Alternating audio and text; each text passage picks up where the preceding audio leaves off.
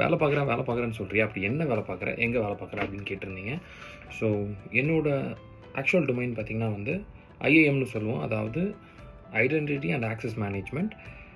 அதில் நிறைய ரோல்ஸ் இருக்குது. அதாவது அப்ளிகேஷன் சப்போர்ட்னு சொல்லுவாங்க, ஆக்சஸ் ரெப்ரசன்டேட்டிவ்னு சொல்லுவாங்க, சிஸ்டம் ஸ்பெஷலிஸ்ட்னு சொல்லுவாங்க, ஆக்சஸ் ஸ்பெஷலிஸ்ட்னு சொல்லுவாங்க. ஸோ இந்த மாதிரி நிறைய ரோல்ஸ் இருக்குது. ஸோ அதில் வந்து இது வந்து எல்லாத்திலோட கம்பெனியோட பேக் அண்ட் அப்ளிகேஷன் டீமில் ஒர்க் பண்ணுவோம். ஸோ இது எது கீழே வரும் அப்படின்னு பார்த்தீங்கன்னா, கம்ப்ளைண்ட்ஸ் அண்ட் கவர்னன்ஸ் அப்படின்னு ஒரு கேட்டகரி இருக்குது. ஸோ அது கீழே வரும்.